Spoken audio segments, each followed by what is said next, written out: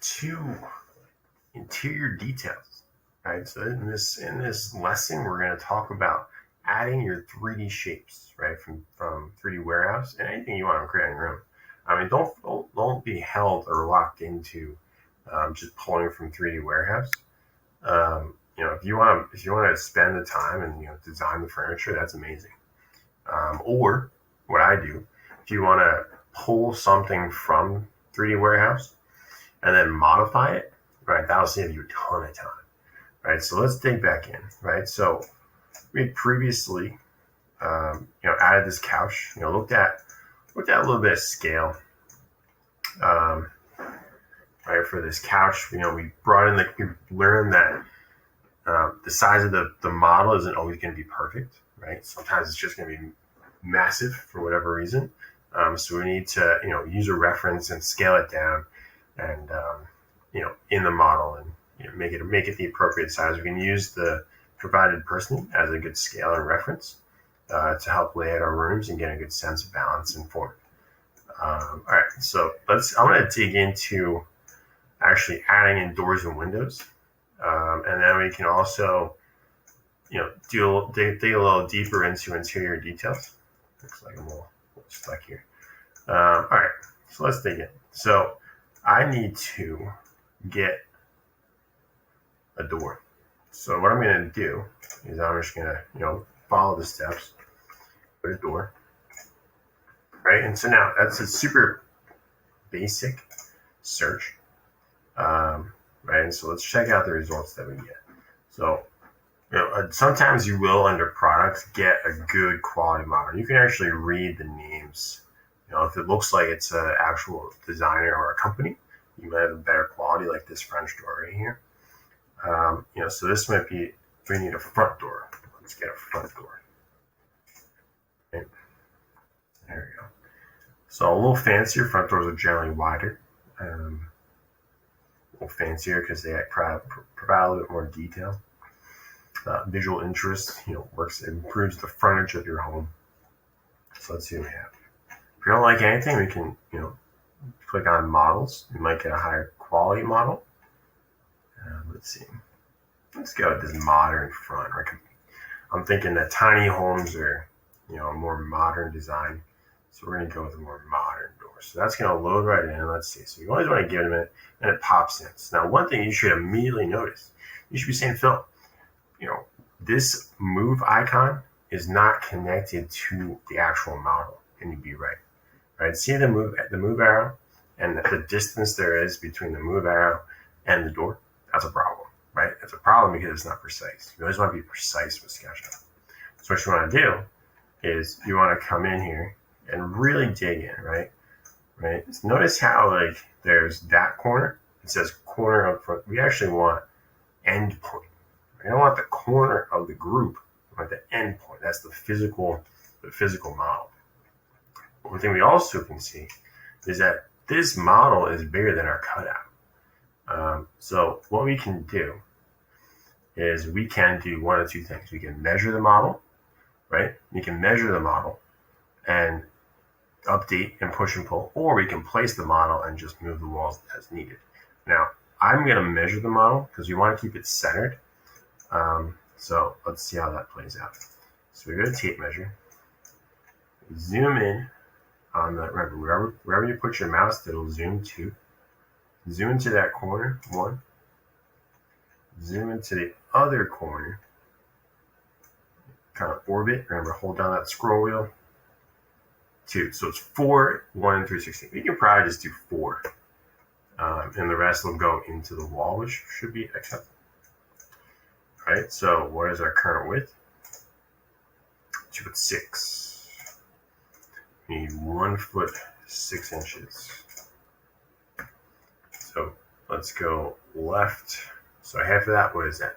1 foot 6 is 18 inches. So let's do 9 inches this way. And if we double click, remember our pro tip, we double click on this surface and it'll repeat the previous push command. And then we're going to anchor point, right? So we're looking from the outside, right? So we want to choose an outside corner, right? Outside corner. And then when I go boom, right? And then we lock it into this outside edge here. Look at how nicely that fits in, right? Looks like a pro, right? You guys are pros. It's going to be fantastic. So their height, looks like our height is off, right? So that's not okay. So let's Control Z, or Command Z on the Mac. Where's the height of this door? Now we could modify that door on the height to fit. If this is like a 7-foot door, right? Because we're not locked into what the model comes in as, which is actually pretty great. So this is a 6'10". No, 6'8" is your maximum door height. Now it could be, well, it's your average, right? It's your minimum, right? We could go a little taller. In architecture world, we could, add a grand entrance, right? Get a 7-foot door, right? Actually, have a house with a 7-foot door, just that big old entry. That's kind of nice, for whatever reason. But so we could do that, but this is a tiny home, right? So what I'm going to do is I'm going to do Control Y to repeat, right? Repeat that, to kind of undo the undo, right? Now we're going to click on here. We're going to push S to scale it. Now I just want to do a little height restriction, right? So give it a little smush on the height. So I'm just going to go to the bottom, the part that's sticking out, orbit to the bottom like we are here. And I'm just going to click this up, and I'm going to drag the mouse out, and I'm going to line it up with the edge. So it's going to scale it to that point, which is, that's what we need. All right, so look at that. That's kind of nice. Let's look at it from the inside and the outside. Does that work for us? All right, so that's how we put in, and it's basically the same process for Windows. So I'm just going to get the window for you. All right. Windows. Let's see what comes up. The preview is looking good for these. Let's go to models. Right. Let's see. So there's some decent windows here. Do we have a single window? Probably go with this guy. Nathan B did a good job here. So let's download Nathan B's model. Looks like it came pretty basic, pretty simple. All right. Looks a little bulky, right? The thickness there. It looks maybe a little too basic, right? The quality of your rendering is based on the quality of your models. Right? If you don't like it, we can go back. Let's try out this Marvin. So Marvin, the manufacturer, we can count on them to give us a high quality model. So notice how it comes in flat, right? That's annoying, right? So what we're going to do is we need to fit that in this hole. Okay. So first you need to get it to stand up straight. So I'm going to come at an angle. And one of the pro tips, I'm actually glad this happened, is now I can show you that if we just hover, right? Whenever you get a group, any group, whether the one you make it or the one you bring in, right? If you hover the move tool over these red points, it creates a rotate position, right? So you can click on that point and just lock it in, right? And so notice it's going to snap on the protractor, right? It's going to snap to the protractor points, right? See that? Or it's going to snap to the access points. We want the blue vertical access point, which will line up with a point on the protractor. Next, right? So if you look at the construction of a window, you have the exterior window trim, right? Then you have the window frame, which is this brown part. So we want to take this window brown part, this window frame, and line that up, the inside there, scroll out. Right? If you ever get stuck in your model, just keep scrolling out. Right? Right, so what we're going to do, we're going to take that top right corner, line it up with the exterior top right corner. Right? And what that does, look at how it places the exterior trim outside of the house. Right? And so it gives it a nice look. Now you're saying, all right, it's too big, right? So what do? We scale. Right? So we push S. Now we already know, right? So let me just click here and move this out. Move it out on the green. Always don't move it on the red, on the black. You never want to move it on the black. You always want to move it on the green, so we know which direction that we're going.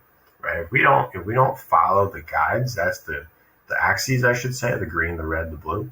That's the best way to know what direction we're moving. If we go on the black, it could be going, up when it's actually going sideways. It happens all the time. So keep it on the green, move it out. Right?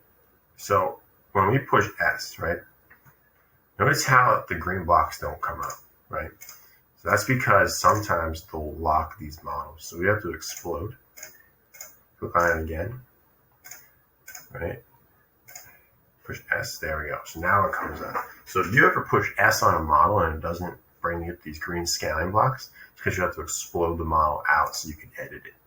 Notice it kept the group. It's like a group on a group, basically. But so now we're going to move, push M for move, line it up with this here. See how we left a piece behind? That was part of the previous lock. Delete. Always delete items you don't need. You never want junk just like floating around in the abyss. But it's going to eat up your processing power. Next, push S and see how those green points come up. Now we just want to do a little quick like reduction in height. So what we're going to do is we're going to kind of hover generally about where we think the middle is. Let's see. So there's that point. There's the middle. Now we're going to bring that up and link it into the bottom. Perfect. Perfect. Does that look like it's good? Yeah, it looks like it's good. Now, there we go. Perfectly scaled. Very versatile, right? That's the great thing about Sketchup. Some people are like, oh, it looks terrible. Well, it's free and effective as hell, right? So, next, let's duplicate, right? So, duplicate. Let's just go over that real quick. Move tool. Push Control. You get the plus. Click on the object. Move it out. Boom. Right? And again, we want to link up this inner corner. Turn off the control. Move this inner corner to line up with this outer top corner. There we go. Now, look at that. There's your front, right? That's kind of nice. Okay? And we can just do that. Now, these squares might smush it a little too much. So you probably want to get like a casement window, a window without any panes in it, you know, like the crossing here. That might be more helpful to us, casement window. So if you want to get specific like that, what you want to do is be specific. All right, and this will be the last example for doors and windows. Casement and window. Right, so you can get specific. And like Marvin popped up. Do they have, but they have to paint the window glass and the window panes. Maybe this palette might help us. Again, manufacturer window. This could help us. Okay, because we have this transom windows right here.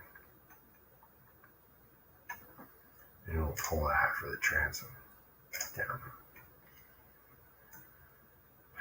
So again, let's drop this over here. I'm just going to clean up my model, right? It said don't leave any junk, so I'm not going to leave any junk. And it'll help us work a lot easier.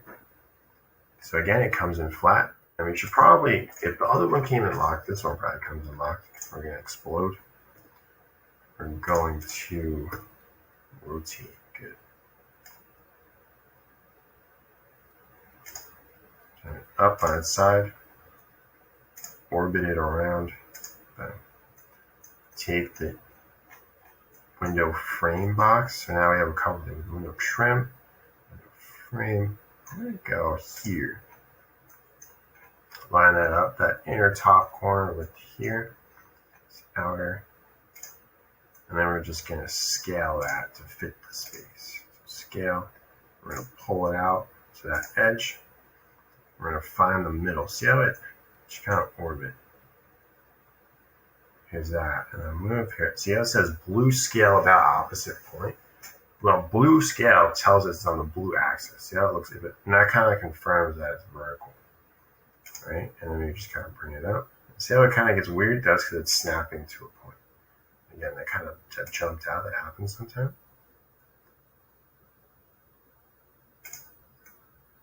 Right? That looks good.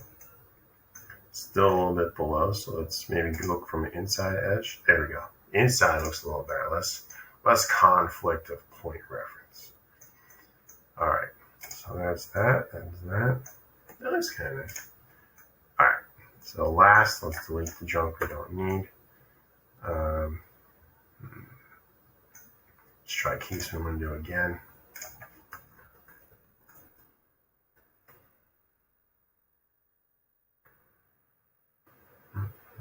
I'm just going to go with this palette architect series because I can modify that to a clean square. Notice how they leave the designers put the colors that the window can come in, which is cool, very helpful. Right, so that's how these manufacturers are really trying to get, that's how they're getting business from SketchUp. Right, that's how great it is. So go here. I'm just going to give it an about, and we're going to rotate this up. Perfect. So this is pretty flat, so we want to kind of leave a little bit out. Actually, no, we don't want to do that. So we're just going to take this point here, and we said we want to get M point. That looks like it's a good reference point. So let's see how it looks. Boom. Scale it, bring it down a little bit. Reference that, however. Looks the way it's supposed to. I'm good with it. All right, so those are a couple quick ways, or the techniques you should use when placing windows and doors. It's going to vastly improve the interior look of your home, right? Of your model, right? And we're just going to keep adding these details. And when I check back with you next, we'll look at finalizing that and putting our roof on our home. All right, making progress, guys. Keep it up.